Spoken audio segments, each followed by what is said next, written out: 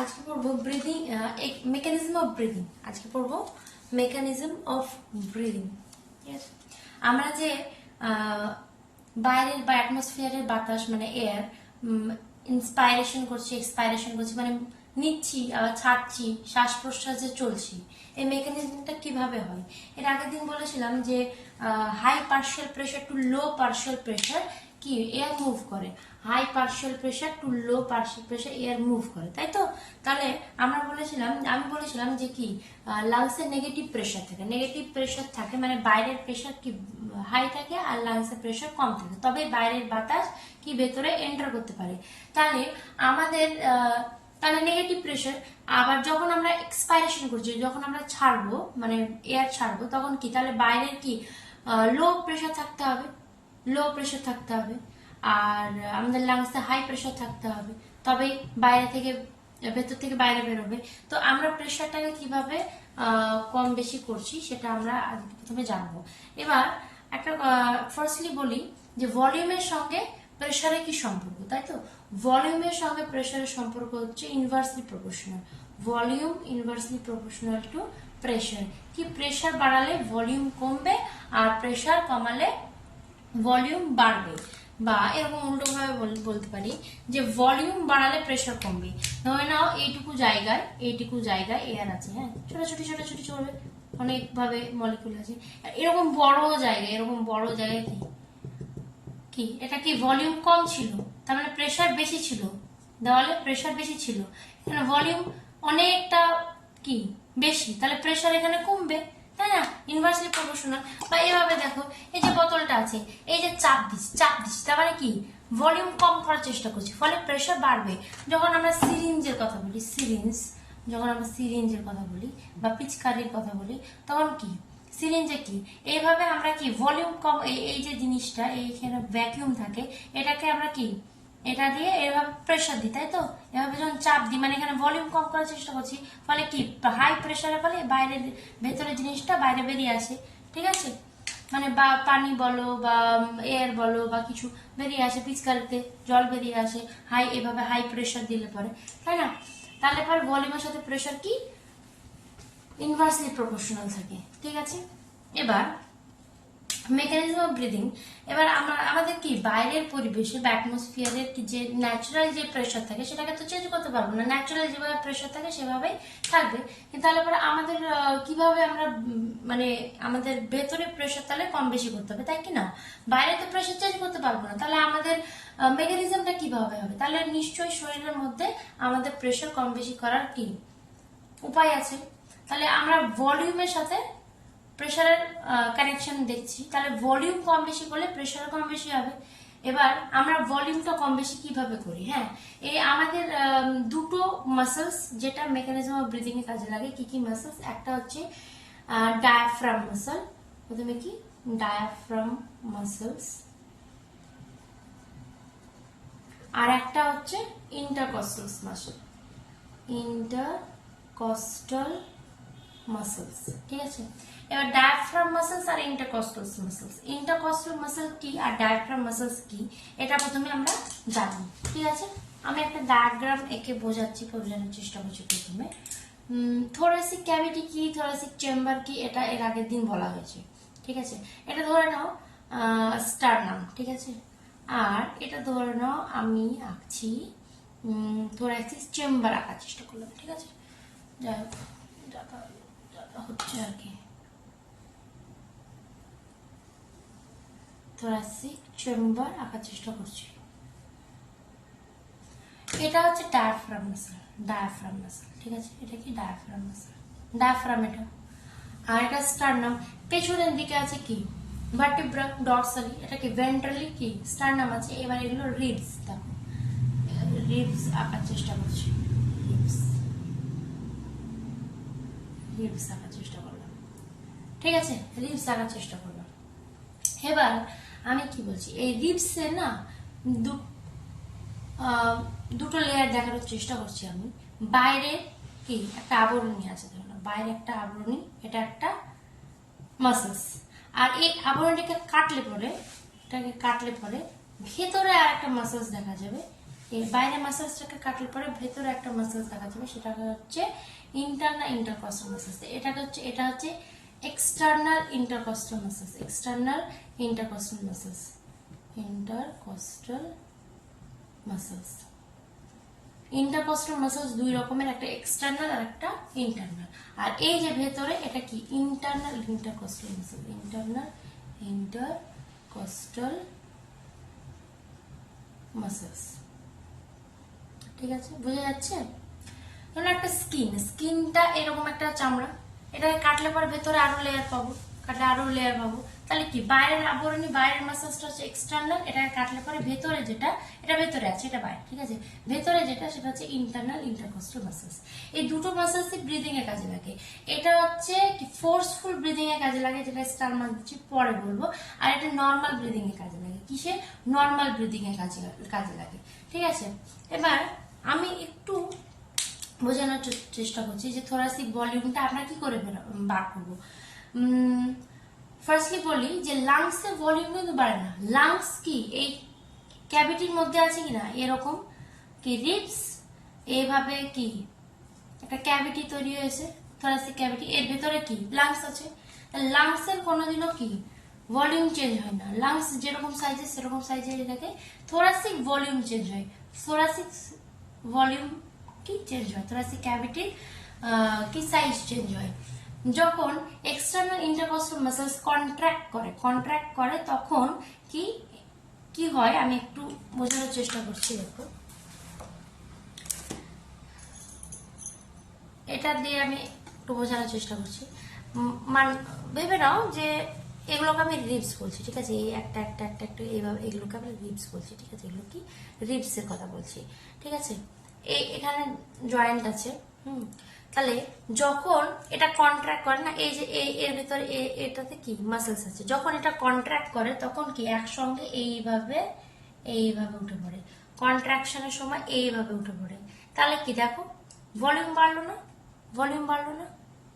প্রথমে এরকম ছিল মানে এতটুকুই ছিল, প্রথমে এতটুকুই ছিল। ঠিক আছে, এবার কি আস্তে আস্তে আস্তে কন্ট্রাক্ট করছে, রিবস গুলো কন্ট্রাক্ট করছে, একসঙ্গে এইভাবে উঠে পড়বে।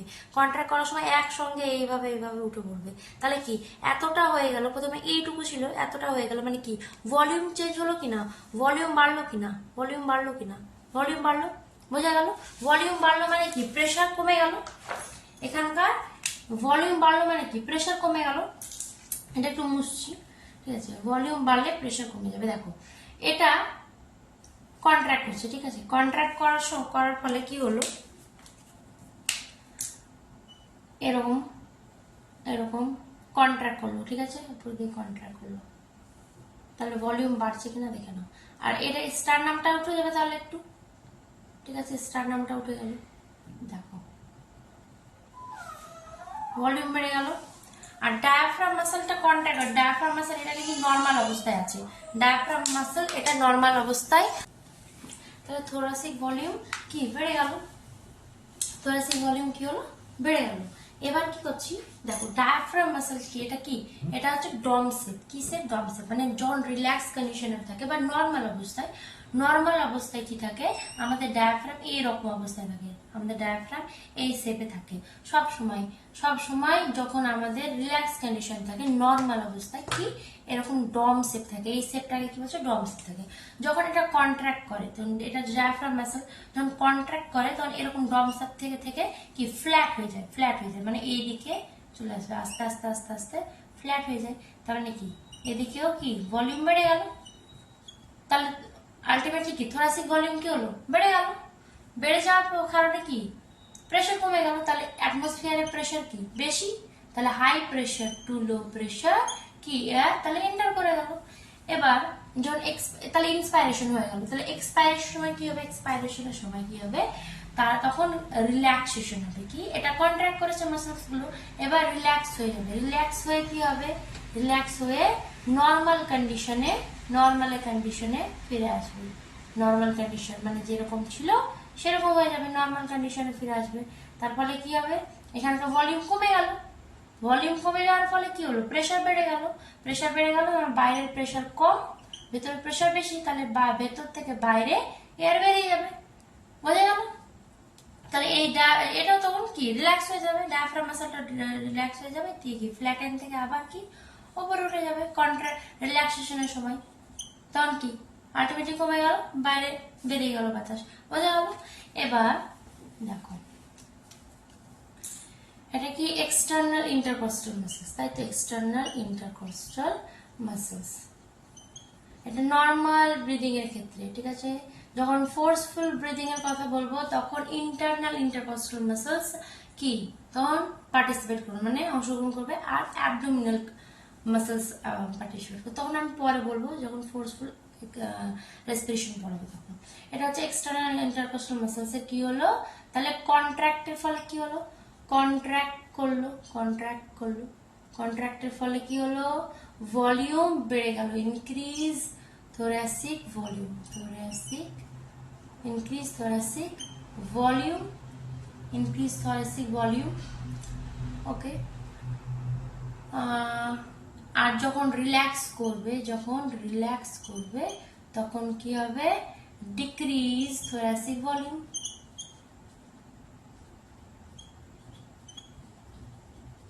ডায়াফ্রামেও তাই, ডায়াফ্রাম মাসলেও তাই, যখন কন্ট্রাক্ট করবে তখন কি হবে, ইনক্রিজ thoracic volume।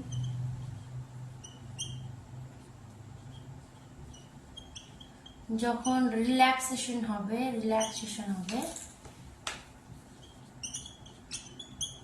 নর্মাল কন্ডিশনে আসবে তখন কি হবে, ডিক্রিজ thoracic volume, ঠিক আছে। এবার একটু বোঝার চেষ্টা করো, অ্যাক্সিস গুলো বোঝার চেষ্টা করো। এটা কি অ্যান্টেরিয়র পজিশন, নিচের দিকটাকে কি বলবো, পস্টেরিয়র পজিশন। কি উপরের দিকটা অ্যান্টেরিয়র, নিচের দিকটা পস্টেরিয়র, সামনের দিকে ভেন্ট্রাল, পেছনের দিকে ডরসাল। তাহলে এটা অ্যান্টেরিয়র, এটা পোস্টেরিয়র। যখন ডায়াফ্রাম কন্ট্রাক্ট করছে তাহলে আর একটা পয়েন্ট কি, থোরাসিক ভলিউম যখন আমরা ইনক্রিজ করছি তখন কন্ট্রাকশনের ক্ষেত্রে কে প্রথম কন্ট্রাক্ট করবে, ঠিক আছে। প্রথম ডায়াফ্রাম কন্ট্রাক্ট করবে, তারপরে এক্সটার্নাল ইন্টারকস্টাল মাসল কন্ট্রাক্ট করে আলটিমেটলি থোরাসিক ভলিউম বাড়াবে, প্রেশার কমবে, তারপরে কি হবে, বাইরের high partial pressure to low partial pressure কি এয়ার মুভ করবে, ফলে আমরা ইন্সপাইরেশন মানে ইনহেল করতে পারবো, বাতাসটা নিতে পারবো, ঠিক আছে। তাহলে প্রথমে ডায়াফ্রাম মাসল কন্ট্রাক্ট করবে, তারপর এক্সটার্নাল ইন্টারকস্টাল মাসল কন্ট্রাক্ট করবে।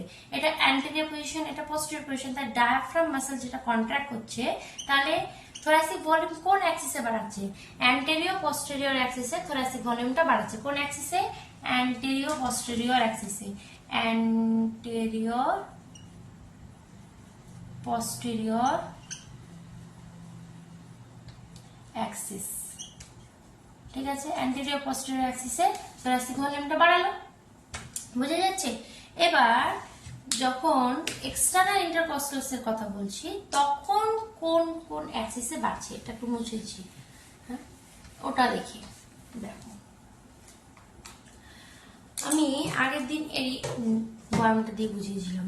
এখানে ধরে নাও এটা ভেন্ট্রাল সাইড, এটা কি ডরসাল সাইড, এটা ডরসাল, দেখো এটা ডরসাল সাইড, এটা ভেন্ট্রাল সাইড। এই ভেন্ট্রালের সাথে ডরসাল এইভাবে রিবস গুলো যুক্ত আছে, এইভাবে যুক্ত আছে, তাই না। এবার দেখো আমি যখন এটাকে কন্ট্রাক্ট করাচ্ছি মানে কি, রিবস গুলো এইভাবে উঠে আসছে, এইভাবে উঠে আসছে, ঠিক আছে। আর এটা ধরে নাও স্টারনামে এইভাবে লেগে আছে, তাই না। কিসের সাথে আছে প্রথমে দেখে নাও। এটা কি ভেন্ট্রালের সাথে যুক্ত, আর কি ডরসালের সাথে যুক্ত। ডরসালের সাথে, ভেন্ট্রালের সাথে স্টারনামের সাথে যুক্ত, আর ডরসালের দিয়ে কি যুক্ত আছে, ভার্টিব্রাল কলামের সাথে যুক্ত আছে। তারপরে এইভাবে কি রিবস গুলো উঠছে, কিভাবে উঠছে, তাহলে কোথায় যুক্ত আছে দেখো, ভেন্ট্রালি স্টারনামের সাথে যুক্ত আছে, ডরসালি কি ভার্টিব্রাল কলামের সাথে যুক্ত আছে। আমি বলি ভেন্ট্রালি কি স্টারনামের সাথে যুক্ত আছে, আর ডরসালি কি ভার্টিব্রাল কলাম আছে, এইভাবে